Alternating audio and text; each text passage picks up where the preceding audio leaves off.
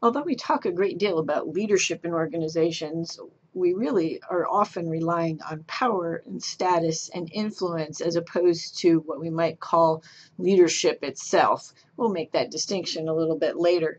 But let's talk about power, status, and influence and what they are. So the first thing is, can I get somebody to do something they wouldn't have otherwise done? That suggests that I have power.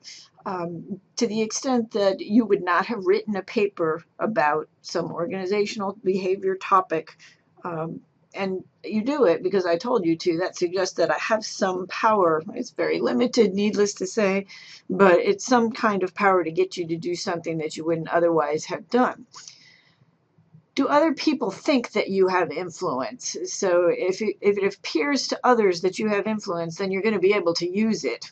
Needless to say, if nobody thinks you have any influence, then when you say something, people aren't going to be listening. So that belief on the part of others turns out to be important. Another assessment that's very subjective is, do you feel that you are more important than other people in your union? If that's the case, then you probably have some degree of status in the hierarchy. If we look at all different types of animals, we can see that they are very quick to form hierarchies. This is what we call the pecking order in organizations. And of course, that term comes from chickens. So we know that all types of units tend to very quickly and automatically form status hierarchies that turn out to be important in terms of who's going to be listened to. Let's differentiate between leadership and power just a little bit. Power doesn't really require a goal that is compatible with those of your followers. So needless to say, in some cases, power is forced on people. That is, somebody tells you to do something that you don't agree with, and you're going to do it anyway because they have power. True leadership would suggest that I am buying into the goals of my leader, and that goal congruence is what really makes the connection between the leading and those being led. In power, no direction needs to be specified. It can be basically random from one day to the next what a powerful person will want you to do.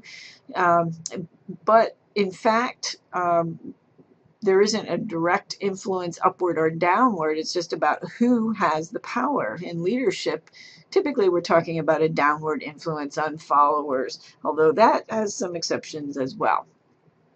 In power, the focus is on gaining some kind of compliance through particular tactics of power. And that means that, of course, we're looking for fundamental ways that we can get other people to comply with our directives. What are some fundamental bases that would allow us to get people to comply? In terms of leadership, we're looking more at styles, building relationships, and so on. And again, that's a topic for another day. So let's talk a little bit about some types of position power. Some of you may be thinking right away, well, I have some of these or I don't have some of these. Reward power, of course, means the power to reward. Any kind of person in a significant position needs to have at least, at a bare minimum, the notion that they are respected enough so that if they say, you did a good job, that means something to people, that that's a reward to people.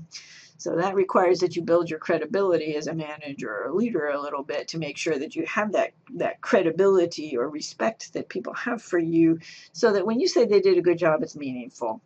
Beyond that, of course, rewards encompass all sorts of tangible things like promotions and pay increases and incentives and so on.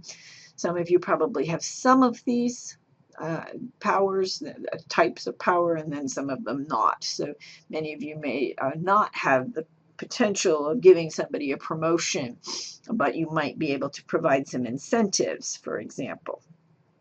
Coercive power, exactly what it says there, that is, I'm going to get you to do what I want you to do because I'm going to threaten you with some bad outcomes if you don't do it. So coercive power, needless to say, has some negative outcomes that accompany it. It may be effective and it may be necessary. If you think about our processes in organizations, many of them are based on coercive types of power. If I tell you as an employee that you are going to get docked pay if you don't show up on time, that's a coercive statement. It's not necessarily rewarding. It's not stated that, oh, if you show up on time, I'll give you a reward. It's, if you don't show up on time, I'm going to dock your pay.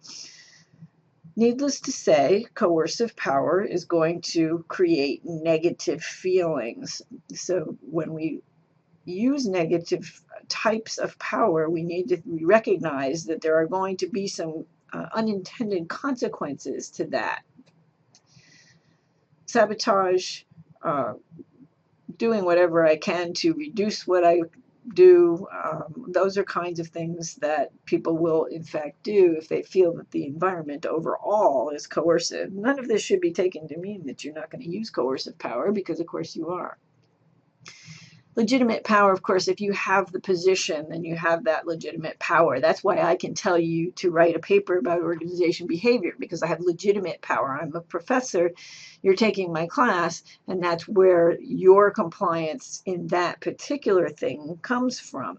You have the same thing at work. If you're a manager, you have legitimate power because you have a particular position, and it tells people within some constraints what exactly you can tell them to do, and they'll agree to do it because you have that position. Needless to say, if I told you to come over to my house and wash my car, you might think, well, gee, that's an illegitimate use of that power, and therefore I'm not going to do it. Beyond that, of course, we have personal sources of power, including expert, informational, referent, and persuasive powers. When we think about these types of power, we are thinking about something that's not related to the position or the organization so much. It's more related to the individual involved, although there is some overlap there. My level of expertise might get you to do something on your project this term that you wouldn't otherwise do. I can tell you, well, you know, that survey, that approach to a survey isn't going to work. If you ask somebody that question, they're going to get mad at you. Those are things that I've learned through experience. So I have some expert power on that. I also might be able to give you some informational types of influence, in that I know things about the body of knowledge of organizational behavior that might be useful in your project. It's not that you're relying me on being an expert in that case. You're looking for specific information that I might have about a specific topic. Further, if you're a referent, that means that people admire you. They might like to have a relationship with you. They might like to be like you. Referent power tends to refer to people that are very charming and charismatic, to the extent that the person has the good interests of the organization or the unit at heart. It can be a very positive kind of power, because people are doing things because they want to make their manager or the person in that position happy, not because they're getting more pay, or not because they think they'll get a promotion, but because they want to have a good relationship with their boss. So you can see how it would be very positive. Needless to say, it can be negative if the person is leading their employees off on the wrong path.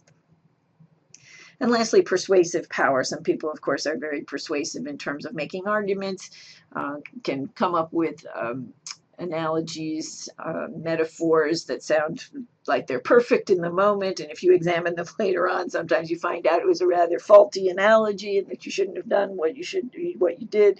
But there are people, of course, who have very good persuasive skills, and that's something else that might be a personal source of power. So ultimately, if we look at these, we might think that, well, expert power and referent power, these are personal sources. These have been studied a lot. We see that they have a generally positive effect on job performance. People are more satisfied, they're more committed, and therefore there's better staff retention. So expert and referent power tend to be strong, generally positive types of power.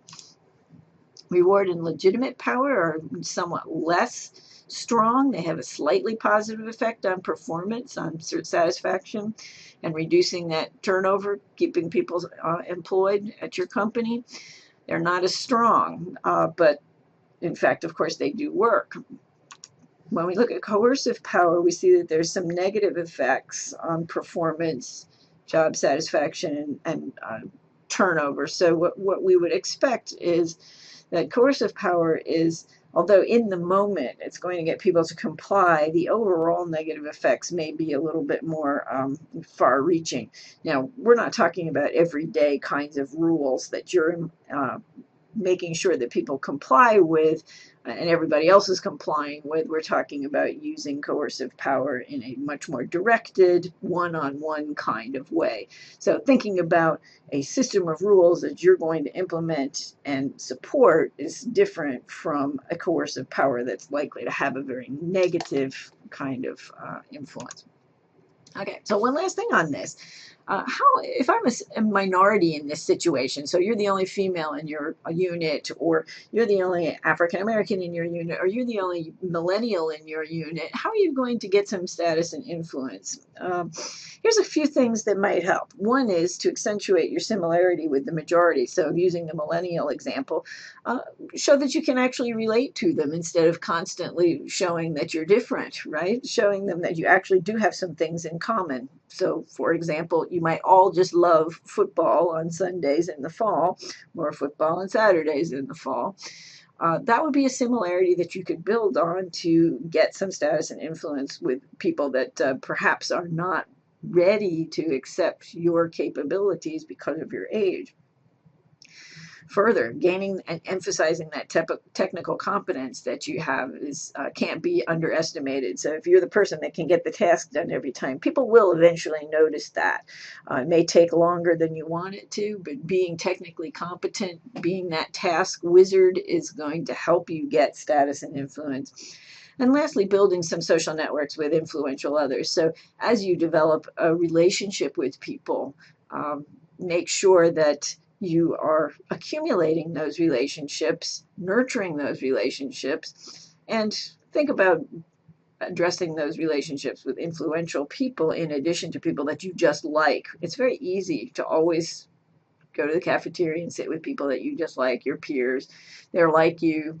They may not create the kinds of conflict that it does if you're the millennial and you go sit down with somebody who's 30 years older than you are. So working on building those social networks turns out to be hard. It's much easier to say than do, but if you can create relationships with influential people who are outside of your minority group, you're going to be much more likely to be able to exercise your influence in the organization.